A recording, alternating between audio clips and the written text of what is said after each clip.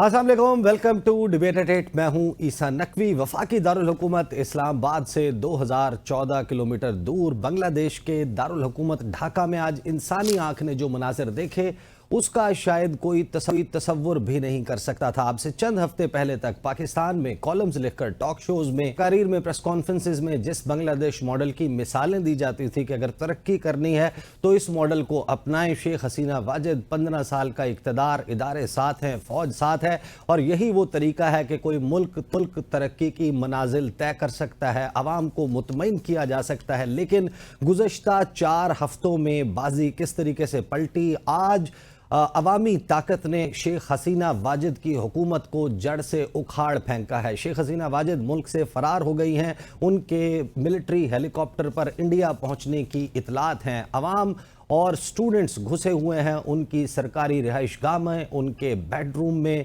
उनके बिस्तर के ऊपर लेटकर तस्वीर मौजूद हैं। वहाँ पर मौजूद बुफे खाना खाया जा रहा है। जो कुछ बांग्लादेश में हुआ, ये सूरत हाल किस तरीके से हमें एक्सप्लेन करती है कि पावर के डायनामिक्स क्या होते हैं, पावर की लिमिटेशंस क्या होती हैं, क्या हुदूद व क़यूद हैं, ताकत सब कुछ नहीं है। एक ऐसी हुकूमत जो निस्बतन मुआशी महाज के ऊपर बेहतर परफॉर्म करती हुई नज़र आ रही थी, ग्रोथ रेट बेहतरीन था, रेमिटेंसेस में इजाफा हो रहा था और मईशत का पहिया भी चल रहा था। लेकिन जब बात आई इंसानी हुकूक की, आज़ादियों की, तो जो जबर है उस जबर के सामने अवाम खड़े हो गए। जिस तरीके से over a period of last 15 years Sheikh Hasina Wajid की हुकूमत ने पाकिस्तान से नफरत का जो नैरेटिव है उसको बेचकर अपनी पॉपुलैरिटी बनाने की कोशिश की। सबको मालूम है पाकिस्तान और बांग्लादेश का माजी 1971 के वाक़यात और उसके बाद एक सहफरीकी मुआहदा हुआ था इंडिया, पाकिस्तान और बांग्लादेश के दरमियान के माजी के वाक़यात को भुलाकर फॉरवर्ड लुकिंग अप्रोच रखी जाएगी। लेकिन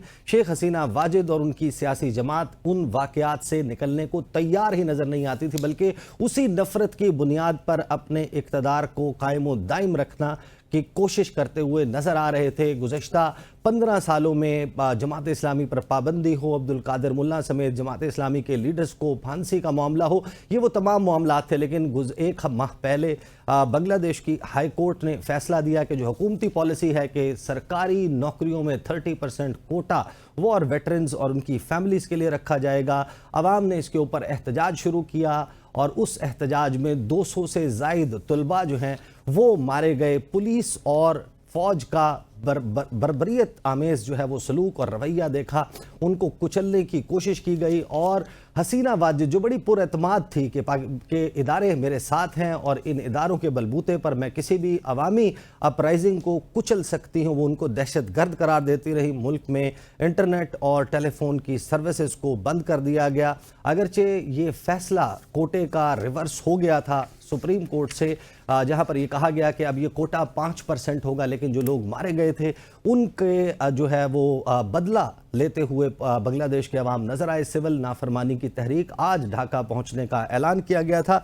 बांग्लादेश के आर्मी चीफ ने ऐलान कर दिया है कि अबूरी हुकूमत कायम होगी। बांग्लादेश में जो सूरत हाल डेवलप हुई, इसमें कौन कौन से अवामिल अहम है, इस हवाले से भी आज प्रोग्राम में बात करेंगे और साथ ही बात करेंगे DGI-SPR कि आज एक बहुत ही इंपॉर्टेंट प्रेस कॉन्फ्रेंस हुई और पाकिस्तान के शोबे ताल्लुकात आमा के सरबराह ने यह कहा कि फ़ौज पर बेजा तनकीद की जा रही है और ये सब कुछ अपने मज़मूम सियासी मकासद को हासिल करने के लिए किया जा रहा है। क्या कहा DGI-SPR ने, सुनिए।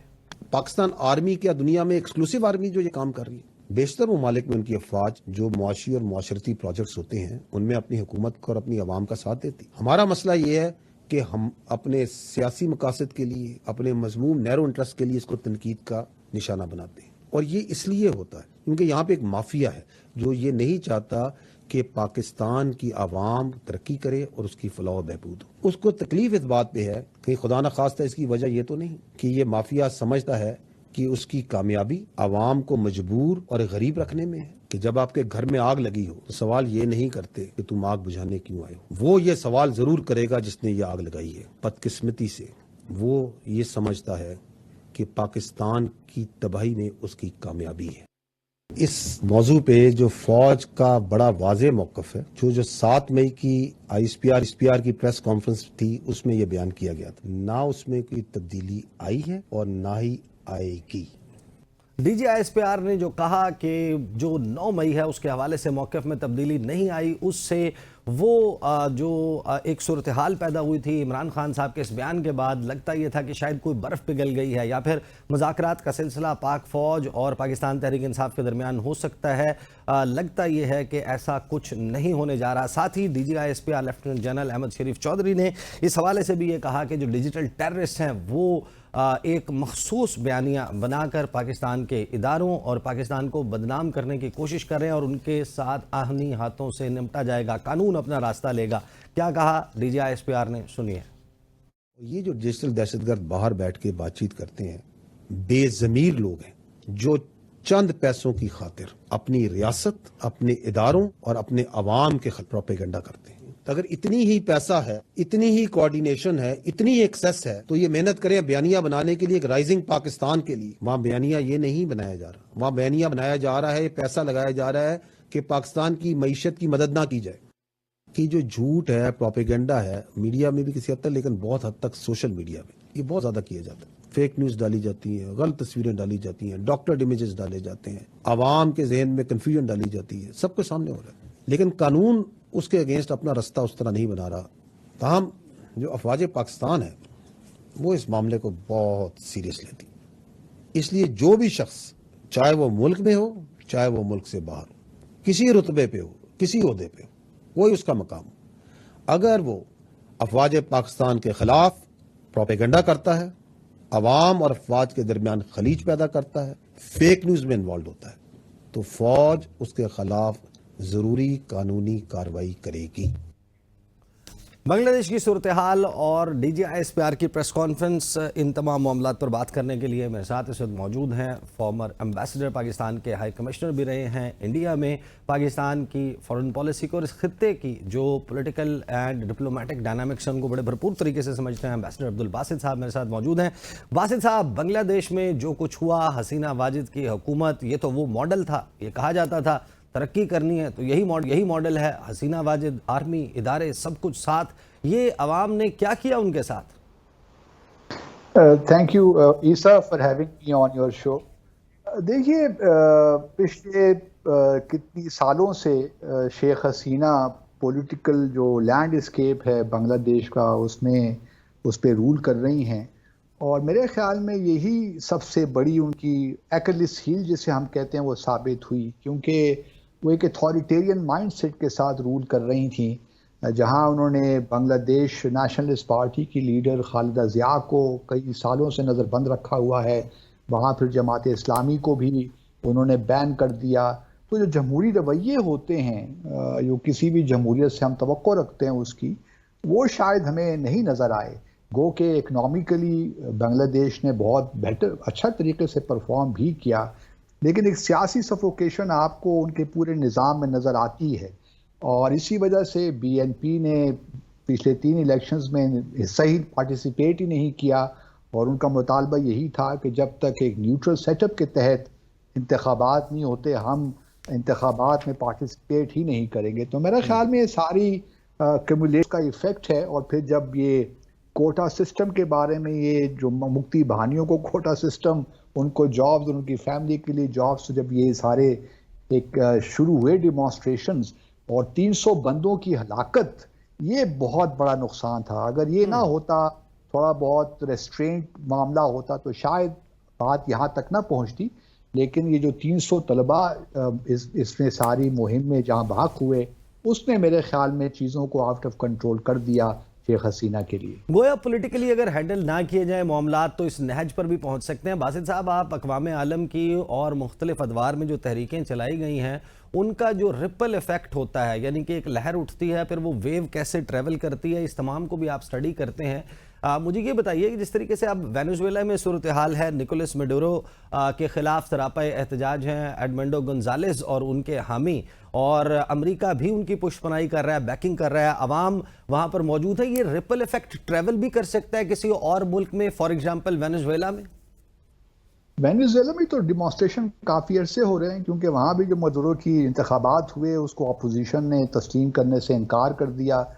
پریسائسلی یہی ایگزیکٹلی ہوا جب جنوری میں بنگلہ دیش میں انتخابات ہوئے تو یو ایس نے خاص طور پہ اور باقی بھی کچھ ویسٹرن ممالک نے ان انتخابات کو ماننے سے انکار کر دیا تھا شیخ حسینہ کے، اور کویسچنز ریز کیے تھے، بڑے سیریس کویسچنز کیے. جو آؤٹ کم ہوا ہے ہمیں اسی وجہ سے ہم دیکھتے ہیں کہ شیخ حسینہ بہت نالاں بھی تھی امریکہ کی جانب سے. تو اس کا ریپل ایفیکٹ ہو سکتا ہے دنیا بھر میں، لیکن ہر ملک کی اپنی اپنی خاص سچویشن ہوتی ہے، اور اسی کے حوالے سے ہی کچھ کہا جا سکتا ہے. اگر خاص ملک کو آپ ڈسکس کرتے ہیں، وینیزویلا میں تو بڑے عرصے سے یہ معاملات چل رہے ہیں، اور وہاں پہ چونکہ اکنامک سچویشن بھی اس طرح نہیں ہے، حالانکہ oil one of the largest oil producing countries, 304 ارب بیرل کروڈ ریزروز رکھنے والا ملک، اس کو گھٹنوں پر امریکہ نے بٹھایا ہوا ہے. تو یہ مجھے یہ بتائیے، پاکستان بھی ایک مخصوص سیاسی صورتحال سے گزر رہا ہے، اور آپ نے مینشن کیا کہ بنگلہ دیش میں جو کوٹا سسٹم ہے وہ اتنا بڑا معاملہ نہیں تھا، پولیٹیکلی ہینڈل کیا جاتا، اور اس میں ایک ڈکٹیٹوریل مائنڈ سیٹ کے ساتھ نہ چلا جاتا تو شاید ہینڈل کیا جا سکتا تھا. تو یہاں پر جو مذاکرات ہیں، کیا آپ کو نہیں لگتا کہ حکومت نیڈز ٹو انڈرسٹینڈ دس کہ بہت سارے معاملات ہیں ان کو سافٹلی یا پولیٹیکلی بھی ہینڈل کیا جا سکتا ہے؟ بالکل کیا جا سکتا ہے، کچھ بہتر طریقے سے کیا جا سکتا ہے. اور ہر چیز میں اگر آج ہمارے ہاں بھی سیاسی ہیجان یا خلجان کی صورتحال ہے، تو ہمارے ہاں تو میں سمجھتا ہوں کہ مسائل زیادہ گمبھیر ہیں.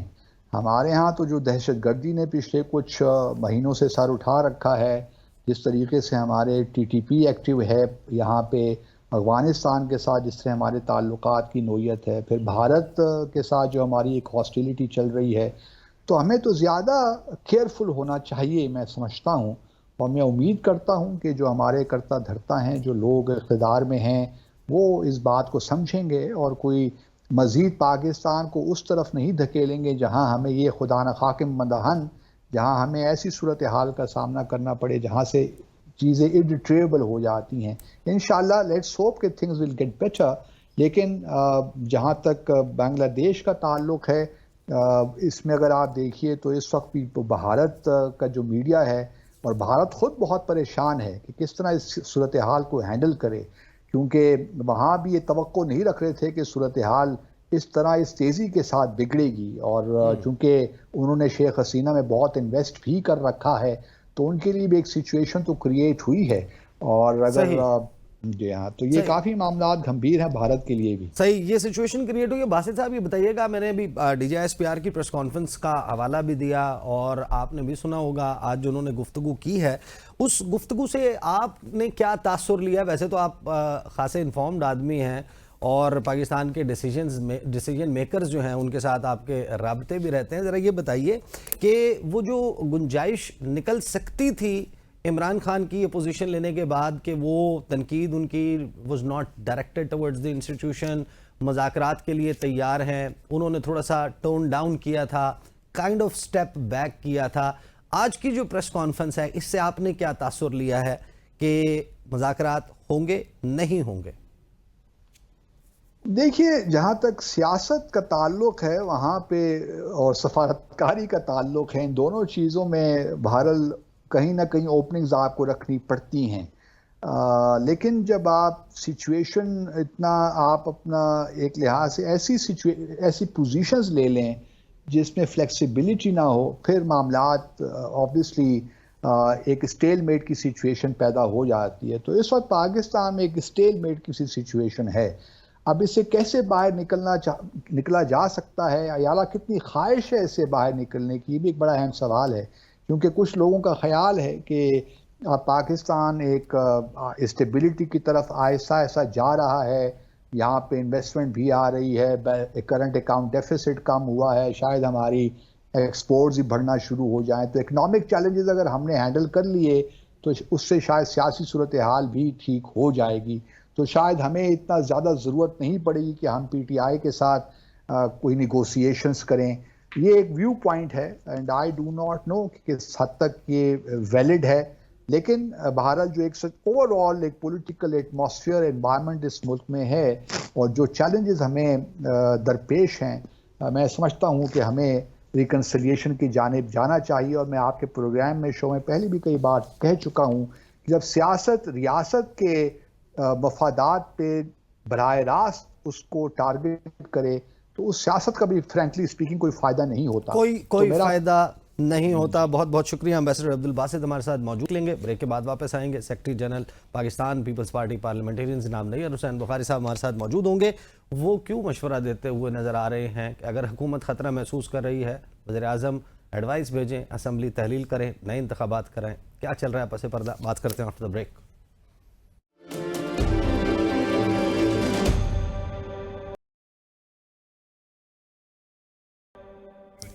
Welcome back after the break. Break کے بعد ہمارے ساتھ موجود ہیں پیپلز پارٹی پارلیمنٹیرینز کے سیکرٹری جنرل جناب نیئر حسین بخاری صاحب. اور پاکستان پیپلز پارٹی اس وقت وہ لنچ پن ہے جس نے حکومت کو قائم رکھا ہوا ہے. مسلم لیگ نواز کی, شہباز شریف صاحب کی حکومت پاکستان پیپلز پارٹی کے ووٹوں پر قائم ہے, لیکن گزشتہ چند دنوں سے کچھ بیانات جو ہیں وہ چل رہے ہیں اور ایک ابہام موجود ہے کہ کیا پاکستان پیپلز پارٹی سیٹسفائیڈ نہیں ہے موجودہ حکومت کی پرفارمنس سے. ایک مشورہ جو نیئر حسین بخاری صاحب کی طرف سے دیا گیا اس میں بھی ابہام موجود ہے کہ اگر خطرہ ہے وفاقی حکومت کو تو کس سے خطرہ ہے. نیئر بخاری صاحب, آپ نے یہ بیان دیا کہ حکومت کو خطرہ ہے تو وزیر اعظم اسمبلی تحلیل کر کے نئے انتخابات کروا لیں. اس حوالے سے بہت ابہام موجود ہے. کچھ لوگ یہ کہہ رہے ہیں کہ شاید بیک گراؤنڈ میں کچھ ایسی ڈیولپمنٹس چل رہی ہیں کہ پیپلز پارٹی کی طرف سے اس قسم کے بیانات آ رہے ہیں. شکریہ نقوی صاحب. گزارش یہ ہے کہ میرے بیان کو آؤٹ آف کنٹیکسٹ نہ دیکھا جائے. جی, میرے ایک انٹرویو میں مجھ سے سوال کیا گیا کہ خواجہ آصف صاحب کہتے ہیں کہ جی حکومت کو خطرہ ہے. اپیرنٹلی تو دیکھیں جو پوزیشن ہے نیشنل اسمبلی میں حکومت کی, نمبرز تو ان کے پاس پورے ہیں. 206 ممبرز کی سپورٹ آج بھی نیشنل اسمبلی میں موجود اور ریکوائرڈ نمبر سے کافی زیادہ ہے وہ. اور اتحادی بھی ساتھ بیٹھے ہوئے ہیں. پاکستان پیپلز پارٹی نے تو ان کو کہا کہ جی ہم تو آپ کو سپورٹ کرتے ہیں اور ہماری کوشش ہے, ہم نے انشور کرنا ہے کہ آپ کی گورنمنٹ 5 سال چلے اور آپ کو ہم پارلیمان کے اندر سپورٹ کریں. پرفارمنس پہ جو ہے وہ بالکل اس ملک کے عوام اگر سوال کریں گے تو پاکستان پیپلز پارٹی بھی عوام کی نمائندگی کرتی ہے. ہم سپورٹ کرتے ہیں ان کو ووٹ کرتے ہیں, ان کی لیجسلیشن میں بھی سپورٹ کرتے ہیں, لیکن پبلک ایشوز سے ہم الوف تو نہیں رہ سکتے. پبلک ایشوز کو تو ہم بالکل ہائی لائٹ کر سکتے ہیں اور جو پرابلمز آج پبلک ایٹ لارج کو ہیں ان کو ان کی نشاندہی کرنے سے آپ سمجھتے ہیں کہ ہمیں کوئی ان سے ہم دوری اختیار کر رہے ہیں. ہم تو ایک ایشو کو آئیڈینٹیفائی کر رہے ہیں. تو وہ اگر خواجہ صاحب کو خطرہ اپارٹ فرام دیٹ ہے تو وہ میں نے کہا جی آپ ہماری قیادت سے شیئر کرتے, ہماری جماعت سے شیئر کرتے, اور اگر آپ سمجھتے ہیں کہ آپ کی حکومت کو کوئی انکانسٹیٹیوشنل میجرز ہیں یا ان کا کوئی خطرہ ہے تو وہ بھی ڈسکس کر لیتے ہیں ہماری جماعت سے. پیپلز پارٹی تو ملک میں سسٹم کی کنٹینیوٹی پہ بلیو کرتے ہیں. ہم سمجھتے ہیں کہ 1973 کا کانسٹیٹیوشن دیٹس اے سپریم لا اور ملک میں گورننس اس کے مطابق ہونی چاہیے. ملک میں حکومتیں بنے بھی اس کے تحت, حکومتیں برخاست بھی اس کے تحت ہوں, کوئی اور راستہ اختیار نہ کیا جائے. تو اس کنٹیکسٹ میں میرا بیان تھا. لیکن آپ کے بیان کو تو اس کانٹیکسٹ میں لیا گیا, لوگوں نے یہی سمجھا کہ جیسے نیئر بخاری صاحب اور پاکستان پیپلز پارٹی یہ کہہ رہے ہیں کہ حکومت ڈیلیور نہیں کر پا رہی اور اگر ان کو بہت زیادہ خطرہ محسوس ہو رہا ہے تو وہ اسمبلی تحلیل کر دیں. اچھا, اس پہ جو اسمبلی تحلیل کرنے کی بات ہے, ان دیٹ کیس ایسا کچھ سوچا جاتا ہے کیونکہ پاکستان پیپلز پارٹی کے کچھ اور لوگوں نے بھی اس قسم کے بیانات دیے ہیں کہ ہو سکتا ہے کہ میاں محمد نواز شریف شہباز شریف صاحب کو ایڈوائس کریں کہ اسمبلی تحلیل کر دیں. جو 2023 میں پیپلز پارٹی کا موقف تھا اسمبلیوں کے حوالے سے, وہ پنجاب اور خیبر پختونخوا کے انتخابات نہ کروانے پر ایک لاجک یہ دی جاتی تھی کہ جب عام انتخابات ہوں گے اس وقت ان 2 صوبائی اسمبلیوں کی موجودگی میں جو نیشنل اسمبلی کا الیکشن ہے وہ فری اینڈ فیئر نہیں ہو پائے گا. تو اگر آج ایک ایسی سچویشن کریٹ ہوتی ہے کہ قومی اسمبلی تحلیل ہو جائے تو صوبائی اسمبلیاں تو قائم ہوں گی, پھر وہ کیسے الیکشن جو ہے وہ فری اینڈ فیئر ہو سکے گا؟ دیکھیں یہ بڑا اسپیکولیٹو کویسچن ہے آپ کا, ہائپوتھیٹیکل کویسچن ہے. میرے کویسچن کو آپ سمجھ نہیں پا رہے. میں تو بڑا سیدھا سا میں نے کہا کہ جی 1973 کا کانسٹیٹیوشن ہے وہ ہی سوشل کانٹریکٹ ہے, اسی کے تحت گورننس ہوتی ہے, اسی کے تحت انسٹیٹیوشنز چلتے ہیں, اسی کے تحت گورننس ہونی چاہیے. اور کسی سٹیج پہ اگر وہ آپ یہ بھی ذہن میں رکھیں کہ peoples party by agitational removal of a government کے ہمیشہ خلاف رہی ہے، پر فورس گورنمنٹس ریموو نہیں ہونی چاہیے. اگر پرائم منسٹر یہ سمجھتا ہے کہ ان کو گورنمنٹ وہ نہیں چلا سکتے، وہ رن نہیں کر پا رہے، تو کانسٹیٹیوشنل راستہ کیا ہے؟ انڈر دی کانسٹیٹیوشن ایک ہی راستہ ہے کہ پرائم منسٹر یا تو ایڈوائز کرے ریزولوشن کی، یا ووٹ آف نو کانفیڈنس ہو، اور جو نیا آنے والا الیکٹ ہو وہ اپنا میجورٹی ثابت نہ کر سکے تو پھر پریزیڈنٹ انڈر دی کانسٹیٹیوشن اس کو ڈیزالو کر دیتا ہے. آپ مجھے بتائیں کہ کوئی انکانسٹیٹیوشنل میجرز ہوں تو انکانسٹیٹیوشنل میجرز کو پاکستان پیپلز پارٹی تو سپورٹ نہیں کرتی. میں ایز ایک جمہوریت پسند جس سے ساری زندگی اس جمہوریت کی جدوجہد نے دی، میں تو کوئی انکانسٹیٹیوشنل مینز کو سپورٹ نہیں کروں گا. میں تو چاہوں گا کہ اس ملک میں نظام حکومت 1973 کے آئین کے تحت چلے. اچھا، یہ ظاہر ہے کہ جو بھی شخص پاکستان میں یا دنیا میں کہیں پر بھی کرسی پر بیٹھا ہوتا ہے، آج ہم نے بنگلہ دیش میں بھی دیکھا کہ آخری حد تک حسینہ واجد صاحبہ نے کوشش کی کہ جو عوام کا احتجاج ہے وہ کہتی تھیں یہ دہشت گرد ہیں، ان کو کچل دیں، مسل دیں، اور پھر آخری وقت میں وہ پرائم منسٹر آفس چھوڑ کر بھاگیں. اگرتلہ اطلاعات کے مطابق وہ لینڈ کر چکے ہیں انڈین شہر میں. تو کرسی پر بیٹھا ہوا شخص تو کبھی یہ تسلیم نہیں کرتا. آپ زیادہ بہتر جج میرا خیال ہے کہ ہو سکتے ہیں. جو موجودہ حکومت ہے پیپلز پارٹی اس کی پرفارمنس سے مطمئن ہے؟ راستے کا جو نظر آ رہا ہے، راستہ جس کے اوپر یہ حکومت چل رہی ہے، آپ کو لگتا ہے کہ عوامی مسائل بھی حل ہو جائیں گے؟ یہ جو بجلی کے بلوں کا معاملہ ہے، پیپلز پارٹی کنسرنڈ فیل نہیں کرتی؟ آپ لوگ اپنا ایک ظاہر ہے کہ منشور لے کر آئے تھے، آپ کی حکومت نہیں ہے، آپ کا وزیر اعظم نہیں ہے، لیکن ووٹ تو آپ کے ہیں جس پر یہ وزیر اعظم ہے، تو کچھ نہ کچھ تو آپ بھی مطالبات منوانا چاہیں گے موجودہ حکومت سے کہ آپ کے جو منشور کے نکات ہیں ان پر بھی عمل درآمد ہو. That is very obvious. جب آپ گورنمنٹ کے ساتھ کولیشن میں پارٹنرز ہیں تو آبویسلی جو ہم انہیں سپورٹ کرتے ہیں تو ہمیں بھی پولیٹیکل کاسٹ تو پے کرنی پڑتی ہے، اور ہمارے بھی پولیٹیکل سٹیکس تو ہیں. اسی لیے ہم تو ان کو کہتے ہیں کہ جو عوام الناس ہے، عوام الناس حکومتیں کیوں بنتی ہیں، حکومتیں کیوں بنائی جاتی ہیں؟ جو میں سمجھتا ہوں، جو میری جماعت سمجھتی ہے کہ to serve the people of Pakistan, اور وہ اپنا جو مینیفیسٹو دیتی ہے اس کے مطابق وہ سرو کرے. انہوں نے اپنا مینیفیسٹو دیا ہوا ہے، ہم نے اپنا مینیفیسٹو دیا ہوا ہے. تو آبویسلی ہم بھی چاہیں گے کہ ہمارے بھی پولیٹیکل سٹیکس ہیں، ہمیں بھی اکوموڈیٹ کیا جانا چاہیے. سے فار ایگزامپل ڈیولپمنٹ کے پروجیکٹس ہیں، وہ ہمارا ایک ایگریمنٹ بھی ہے ان کے ساتھ جب ہم نے گورنمنٹ بنائی تھی، تو اس پہ عمل درآمد. لیکن آپ یہ دیکھیں کہ آپ میڈیا کے ہیں، آپ کا رابطہ عوام سے ہے، آپ عوام میں گھومتے ہیں، تو عوام آج مطمئن نظر نہیں آتی. بالخصوص عوام کو بڑی پرابلم نظر آ رہی ہے اس کے آئی پی پیز ایشوز پہ، جو بجلی کے ایشو ہے. آج گندم جو ہے وہ فارمر بڑا پریشان ہے. میں خود زمیندار ہوں، ہم خود پریشان ہیں کہ کہاں گورنمنٹ نے اناؤنس کیا 3900 روپیز، آج وہ 2800 2900 روپے میں گندم نہیں بکتی. تو ہمیں یہ سوچنا چاہیے، حکمرانوں کو ہم یہ باور کرانے کی کوشش کرتے ہیں کہ ایسی پالیسی اڈاپٹ کریں کہ آپ خود کفیل تو ہوں، جو چیزیں آپ خود پروڈیوس کر سکتے ہیں. اگر یہ صورتحال رہی تو شاید اگلے سیزن میں کاشتکار گندم کاشت ہی نہ کرے، اور پھر آپ کو امپورٹ کرنی پڑ جائے، اور امپورٹ کے لیے آپ کے پاس ڈالر نہ ہو. تو جو چیز آپ خود اپنے ملک میں پیدا کر سکتے ہیں اس کے لیے تو انسینٹیو دے نا، پبلک کو انسینٹیو دے، فارمر کو انسینٹیو دے. ایٹ لیسٹ کم از کم آپ کے پاس جو آپ کا اسٹیپل فوڈ ہے وہ تو آپ کو یہاں سے پرووائڈ ہو. تو ہم تو ان کو یہی سجیسٹ کرتے ہیں. میری قیادت نے ان کو 2022 میں بھی سجیسٹ کیا تھا کہ 1.5 ملین ٹن جو تھی وہ ان کے پاس شوگر ایکسٹرا پڑی تھی، کہ آپ ان کو ایکسپورٹ کر دیں، $1 بلین مل جائے. میری قیادت نے کہا. آج بھی ابھی مطالبات آ رہے تھے. تو پاکستان کا جو ایگریکلچر پروڈیوس ہے وہ ایکسپورٹ ہوتا ہے. ایگریکلچر پروڈیوس ایکسپورٹ ہوگا تو آپ کے پاس ڈالرز آئیں گے جی. تو آپ کے پاس ڈالرز ہوں گے تو آپ امپورٹ کر سکیں گے. تھینک گاڈ ابھی اکانومی میں کچھ امپرومنٹ ضرور آئی ہے. جو ٹریڈ ڈیفیسٹ ہے وہ کم ہوا ہے، انفلیشن کم ہوئی ہے، لیکن الٹیمیٹلی ہم نے ایک لانگ ٹرم پالیسی بھی لینی ہے.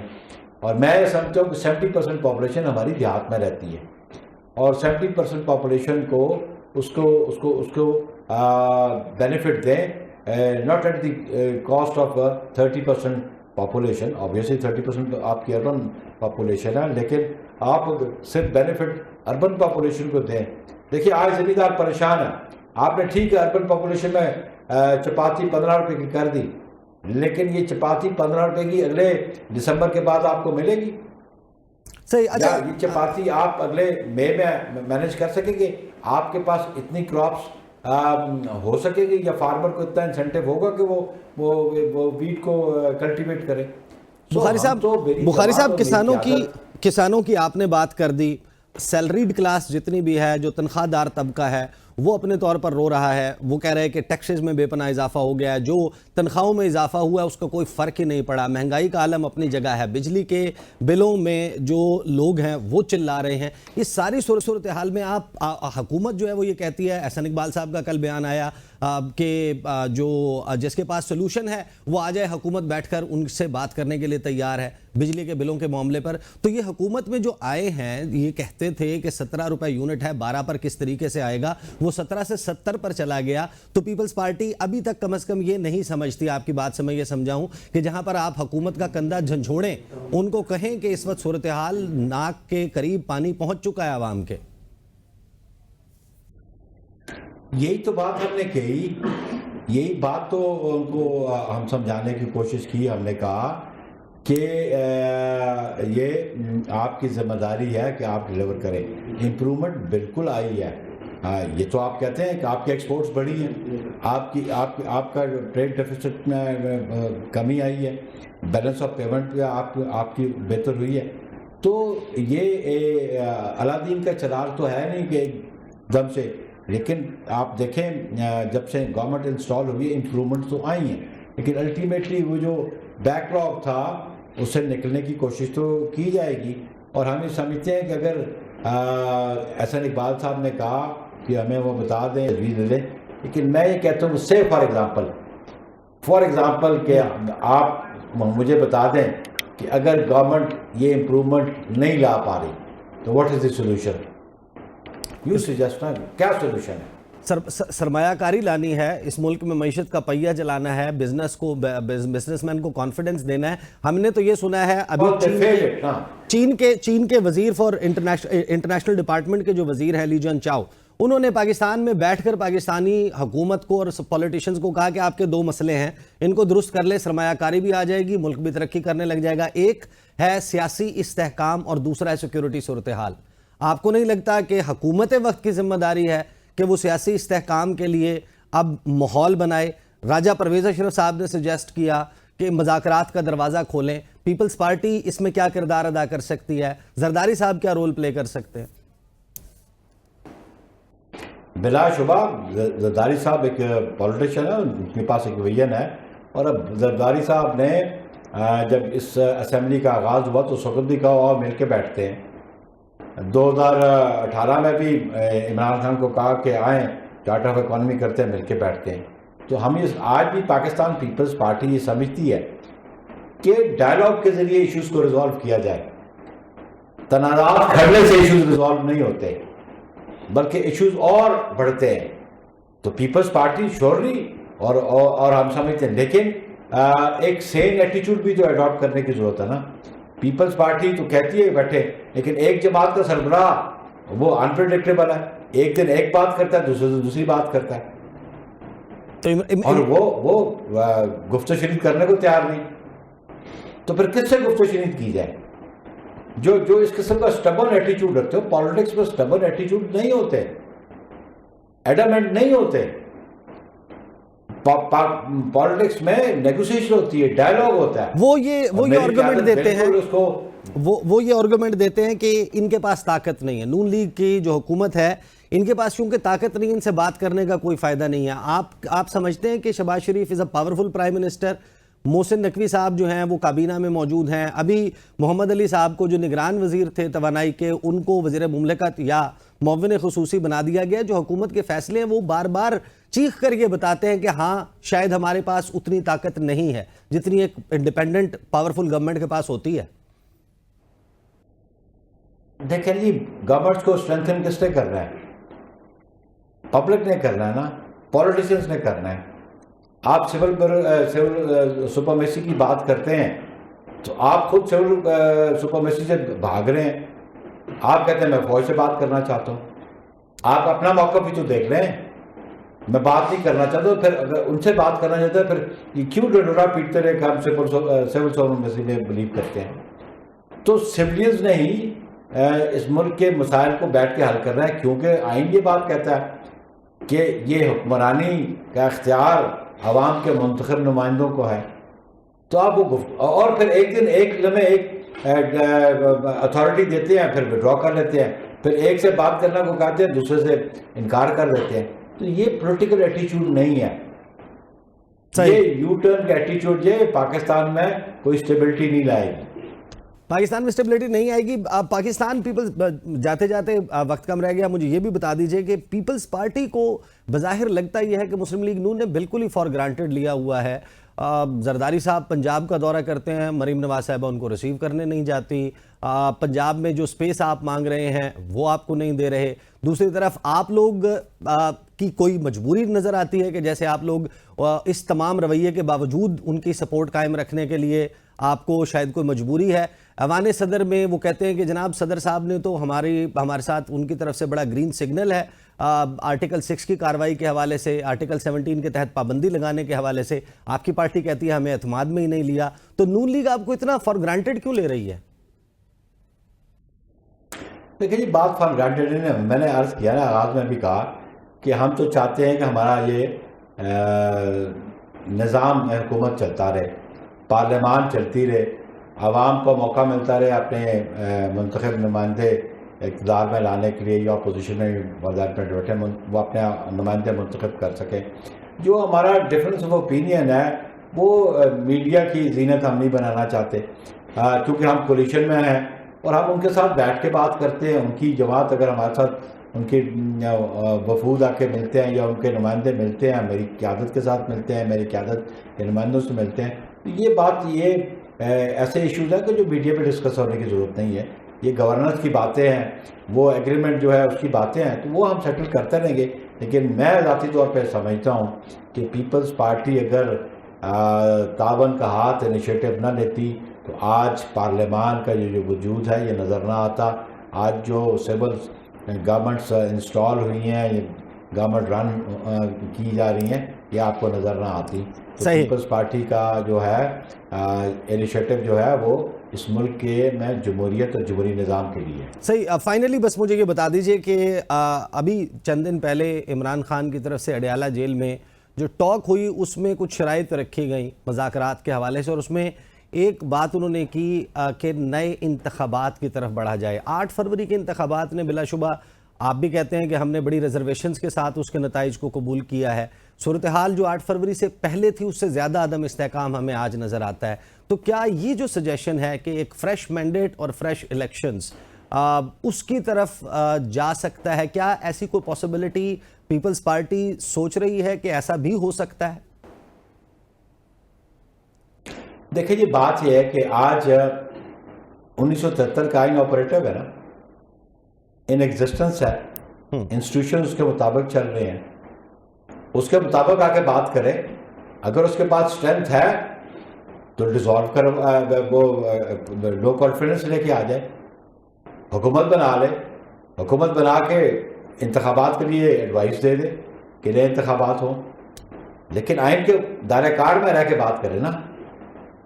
صحیح. مطالبے سے بات نہیں ہے نا, وہ راستہ اختیار کرے, آئین کا جو راستہ ہے کہ یہ نئے انتخابات کرا جائے. بھائی ان کے پاس 206 کی اسٹرینتھ ہے تو وہ کیوں نئے انتخابات کی طرف جائیں. بہت شکریہ. نیئر حسین بخاری صاحب ہمارے ساتھ موجود ہیں, جنرل پاکستان پیپلز پارٹی پارلیمنٹرینز. بریک لیں گے, بریک کے بعد واپس آئیں گے, گفتگو کا سلسلہ یہیں سے جاری رہے گا. Welcome back after the break. Break کے بعد ہمارے ساتھ شیخ رحیل اصغر صاحب موجود ہیں, رہنما مسلم لیگ نواز. بات کریں گے پاکستان کی موجودہ سیاسی صورتحال کے حوالے سے. آپ کو معلوم ہے کہ آج 5 اگست 1 سال مکمل ہو گیا سابق وزیر اعظم عمران خان جیل میں موجود ہیں. یہ 365 سویرے 365 شامیں, صبح کا آغاز بھی عمران خان کے نام سے حکومت کرتی ہے اور شام بھی ختم ہوتی ہے عمران خان کے نام پر. اگر حکومتی وزراء کی پریس کانفرنسز, تقاریر اور ٹاک شوز میں کی جانے والی گفتگو سے عمران خان کا نام نکال دیا جائے تو شاید صرف خاموشی بچتی ہے. وہ سیاستدان جنہوں نے کئی دہائیوں سے پاکستان کی سیاست کے میدان میں رہتے ہوئے عوام کے دلوں پر راج کیا ہے، آخر آج ایسی کون سی غلطی ہے کہ یہ اپنی جگہ واپس ری کیپچر کرنے میں ناکام ہیں؟ عمران خان کو کنٹرول کرنے میں میاں محمد نواز شریف وہ ناکام ہے۔ پہلے یہ خبر آتی ہے کہ محرم کے فوراً بعد 10 محرم کے بعد میاں محمد نواز شریف دوبارہ پاکستان کی سیاست میں ایکٹیو ہو جائیں گے۔ وہ کیوں بند دروازوں کے پیچھے بیٹھے ہوئے ہیں؟ انٹرنیشنل میڈیا کے لیے موضوع صرف عمران خان کیوں ہے؟ آخر یہ چل کیا رہا ہے اور یہ سیاستدان اس کو ٹیکل کرنے میں ابھی تک کیوں ناکام ہے؟ اس پر بات کرتے ہیں۔ شیخ روہیل اصغر صاحب، آپ میاں صاحبان کی پولیٹکس کو بڑے بخوبی سمجھتے ہیں، بھرپور طریقے سے۔ ایسی کون سی غلطی مسلم لیگ نواز کر رہی ہے کہ عمران خان ان سے کنٹرول نہیں ہو رہے؟ کنٹرول کرنا میں اس سوال کو سمجھ نہیں پایا کہ کبھی سیاستدانوں کو اس پر کنٹرول کیا جاتا ہے؟ یہ کوئی طریقہ نہیں ہوتا۔ کوشش تو کی جا رہی ہے۔ آپ کو یاد ہے نا کہ پنجاب ایک ایسا صوبہ تھا جس نے ذوالفقار علی بھٹو کو ایک ہائپ دی تھی، اور جب ذوالفقار علی بھٹو چلے گئے پھر اس کا تبدیلیاں آتی کہ پنجاب گیا۔ اب صرف وہ سندھ کی حد تک رہ گئے، وہ بھی اس لیے کہ سندھ میں کوئی اور سندھ والوں کو نظر نہیں آتی قوت، اس لیے رہ گئی۔ تو اس کا مطلب یہ ہے کہ جب تک آپ عوام کے مسائل کو حل نہیں کریں گے، آپ سیاسی طور پہ اتنے زیادہ مضبوط نہیں ہو سکتے۔ اور یہ سوچنا چھوڑ دیں کہ آپ نے کسی سیاسی شخصیت کو ایلیمینیٹ کرنا ہے۔ ایلیمینیشن جو ہے وہ جب آپ اس کو ایلیمینیٹ کرتے ہیں کسی سیاسی شخصیت کو، تو پھر وہ نعرہ یہی آتا ہے، زندہ ہے بھٹو، زندہ ہے، بس۔ تو یہ آپ کی سیاسی جماعت جو ہے، آپ کے کولیگز کیا ابھی تک یہی نہیں سیکھ پائے تھے؟ ہم رانا ثناء اللہ صاحب کی گفتگو سنتے ہیں، خواجہ آصف صاحب کی سنتے ہیں، ان کی گفتگو سے تاثر تو یہی ملتا ہے کہ یا وہ نہیں یا ہم نہیں۔ میں آپ کو یہ ان کی اپنی سوچ ہے، وہ بہت بڑے لیڈر ہیں، انتہائی عقل و دانش کے مالک ہیں، تو میں تو ان کے ساتھ نہیں مل سکتا۔ تو میں تو ان کے سامنے بالکل ایک بونس ہوں، اور میرے پاس اتنی عقل نہیں ہے کہ میں ایسی باتیں کروں، لیکن میں نہیں سمجھتا کہ ذاتیات پہ تو کوئی لینے ہی نہیں چاہیے۔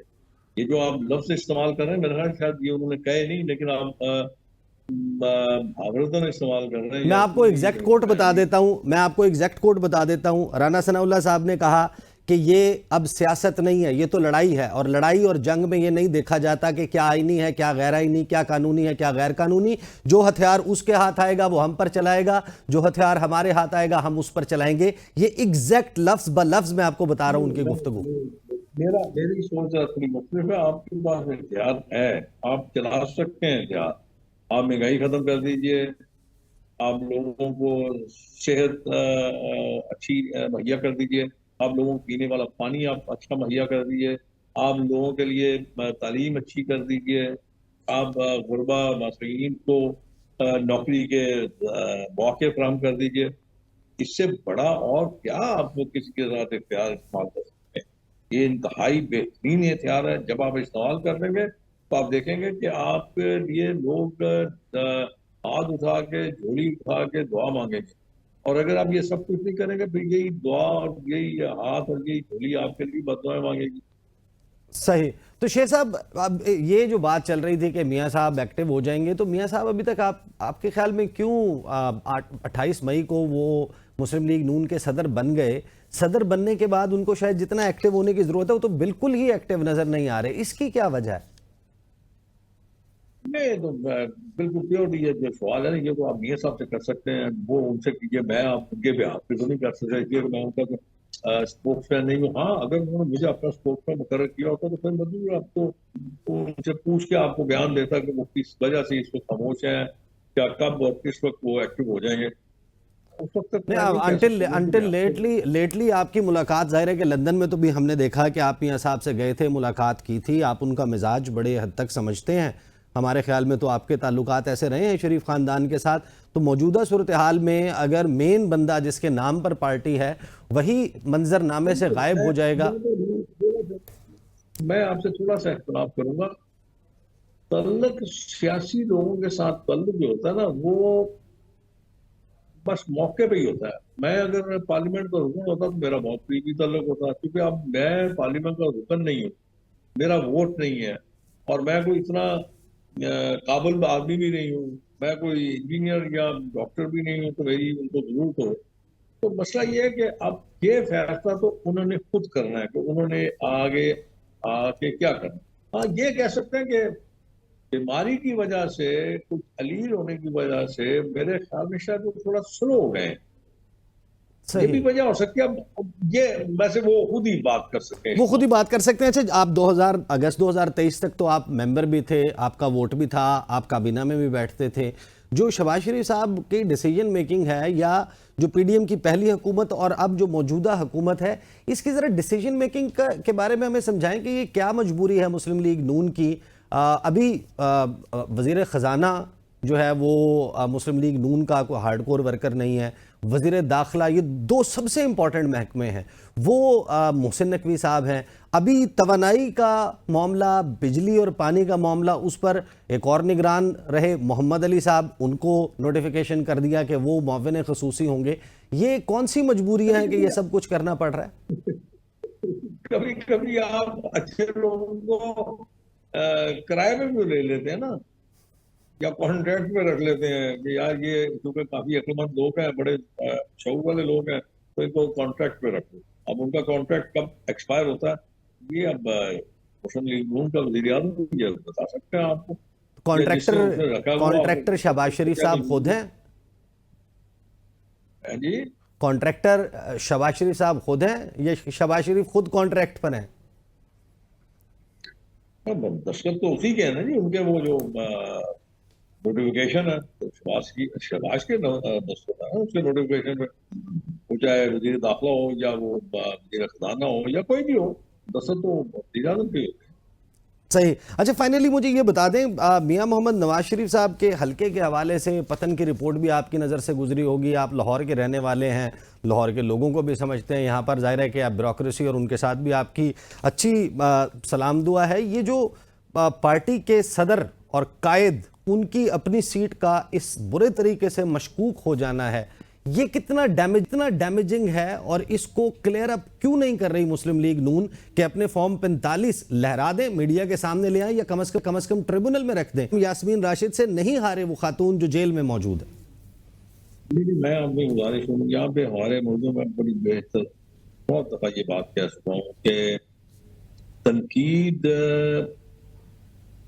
شاید تصویر کی اور کوئی اس کا فائدہ نہیں ہوتا, اس میں کوئی دلیل نہیں ہوتی تنقید کی. آپ نے تنقید کرنی ہے, آپ نے الزام لگانا لگا دیں, اور جس پہ آپ تنقید کریں گے, جس پہ آپ الزام لگائیں گے, اس کو کہیں آپ وہ اپنی صفائیاں پیش کرتا رہے. اگر تو دیکھیں آپ کے پاس کوئی بڑا ٹھوس ثبوت موجود ہے تو آپ کو ٹریبیونل میں جانا چاہیے, آپ کو کمیشن میں جانا چاہیے, آپ کو اپنے وہ دروازے کھٹکھانے چاہیے. اس طرح ٹی وی پہ آ کے کاغذات کو لہرا کے اور پریس کانفرنس میں اس طرح کی باتیں کرنے سے تو آپ کو فائدہ کوئی نہیں ہوگا, سوائے اس کے کہ آپ کنفیوژن کریٹ کرتے ہیں. اور ہمارے یہاں ایک بہت بڑی پرابلم ہے, ہم لوگ صرف جیت پسند کرتے ہیں, ہارنا تو ہم نے سیکھا ہی نہیں. اور اگر آپ ہار گئے تو سمجھ لیجیے کہ آپ کے ساتھ دنیا کا سب سے بڑا ظلم ہو گیا.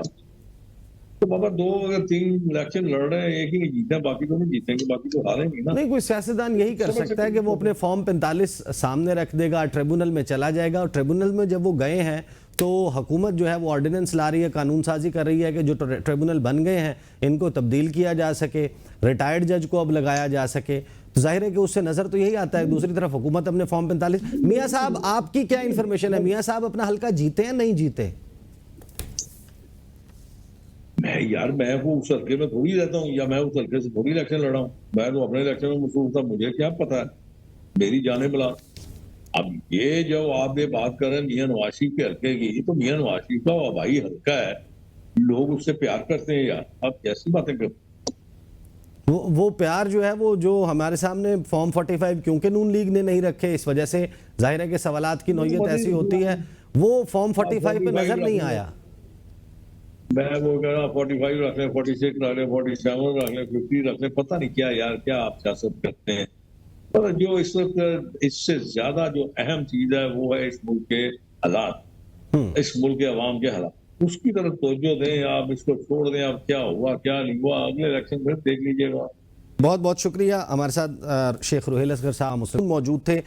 پروگرام کا وقت ختم ہو گیا ہے. پاکستان کی جو موجودہ سیاسی صورتحال ہے اس کے حوالے سے بہت سارے لوگ کنونسڈ ہیں کہ جو معیشت کی صورتحال ہے اس کو ذہن میں رکھیں, جو اس وقت پولیٹیکل انسٹیبلٹی ہے, کہ یہ مہینہ جو ہے وہ بڑا میک اینڈ بریک ہے, میک اور بریک سچویشن پر ہے پاکستان. اور اگر حکومت اس مہینے میں سنبھل جاتی ہے تو شاید حکومت کمفرٹیبلی اپنا وقت جو ہے وہ مکمل کر پائے گی.